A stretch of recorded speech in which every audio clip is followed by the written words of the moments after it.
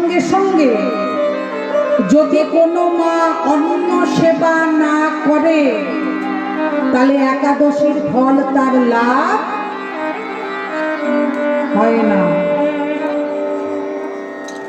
অনেকে ভাবে বেলা 12টার মধ্যে খেয়ে নেব, স্নান করে গোবিন্দকে সেবা দিয়ে। গোবিন্দ বলছে না, একাদশী পালনের পরের দিন নিশি প্রভাতকালে উঠে যে মা প্রত্যুষকাল, প্রভাতকাল না প্রত্যুষকাল অর্থাৎ 3টে থেকে 6টা, যে মাতা পিতা উঠে স্নান সেরে গোবিন্দকে ভোগ নিবেদন করে সূর্য উদিত হওয়ার সঙ্গে সঙ্গে মোটামুটি 8টা থেকে 9টার মধ্যে যে সেবা গ্রহণ করে, তবে সেই একাদশীটা পরিপূর্ণ ফল লাভ পায়। বৃহৎ নারদীয় পুরাণ। আমার কথা বিশ্বাস করবেন না, আমি মিথ্যে কথা বলতে পারি। এখন বাড়িতে বাড়িতে প্রত্যেকজনের হাতে একটা করে বড় বড় গোদা গোদা মোবাইল, 4G 5G। একটু সার্চ করবেন, মোবাইলে শুধু TikTok video, Facebook, Twitter, WhatsApp, টিকটকের জন্য নয়, মোবাইলটা হচ্ছে মানুষকে সচেতন করবার জন্য। কিন্তু আমরা সচেতন তো হই না, আমরা আরো অচেতন হচ্ছি। এই যে সোমবার একাদশী আসছে, একাদশীটার নাম আমলকি একাদশী। অনেকে বলবে, ও মা, এই আবার কি একাদশী গো? আমলকি তো গাছের ফল।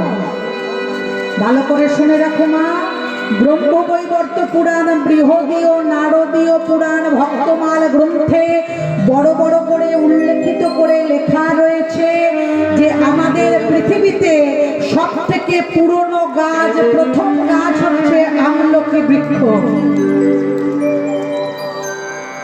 এই আমলকি একাদশীর তিথির দিন এই আমলকির উৎপত্তি হলো কোথা থেকে? কেন একাদশী করবেন আমলকি একাদশী?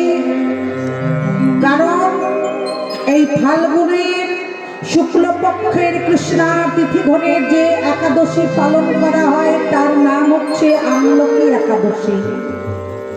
ভগবান শ্রীহরি বিষ্ণু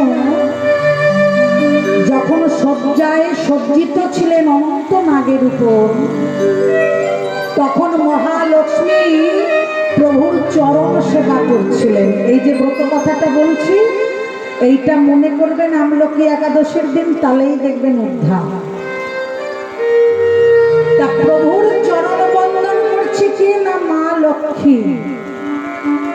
এমন সময় নারায়ণকে বলছে, প্রভু তোমার সেবার সময় হয়েছে, এবার তুমি একটু সেবা গ্রহণ করো।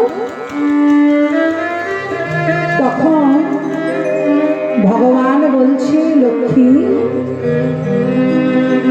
যদি কোনো ভক্ত আমায় সেবা দেয় তবে আমি তা খাই।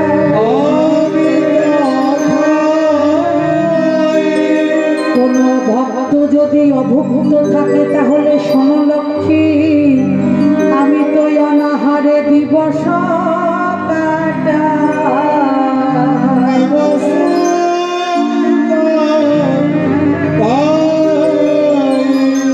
কোনো ভক্ত যদি আমায় সেবা দেয় তবে আমি সেবা পাই, আর কোনো ভক্ত যদি অভক্তে থাকে, যদি ক্ষুধার জ্বালায় কাতর হয়, সে যতক্ষণ না আমায় সেবা দেয় আমি সেবা করতে পারি না। কিন্তু প্রভু,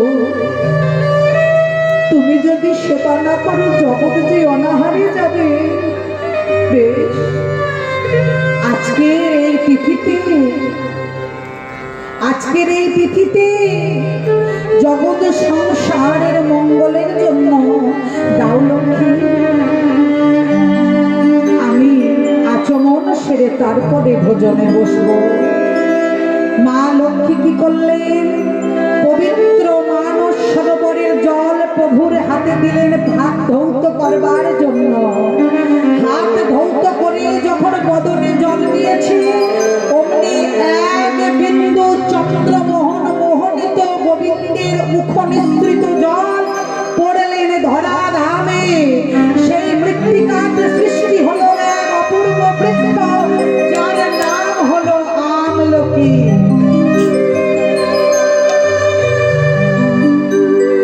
মা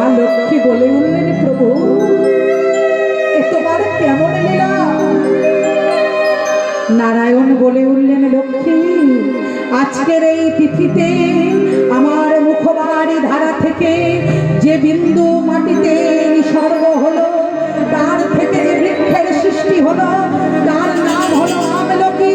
আজকের দিনে একাদশী তিথি ধরে যে আমলকি একাদশী ব্রত করবে, তার সহস্র গাভী দানের পূর্ণ লাভ হবে। অনেকের মনের বাসনা থাকে যে বৈষ্ণবকে ব্রাহ্মণকে গাভী দান করব, কিন্তু মা সামর্থ্যে কুলায় না।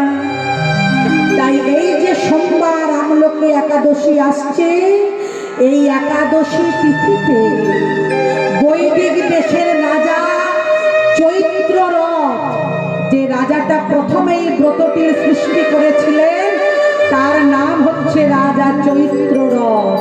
এই চৈত্ররথ রাজা আমলকির বনে সারা নিশি উপবাসে থেকে নিশি প্রভাত কালে গোবিন্দ চরণে সেবা অর্পণ দিয়ে নিজে আহার গ্রহণ করে। তাই মাগো, যতটুকুনি করবে নিষ্ঠা করে করবে।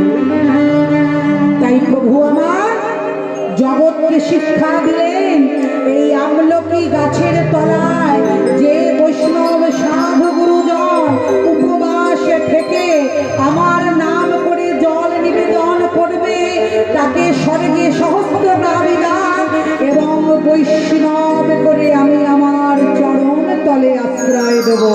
এটাই বল, হরি বল, হরি বল, হরি বল। তাই লালন সাইজি বললেন, বাবা আমাবস্যায় পূর্ণিমা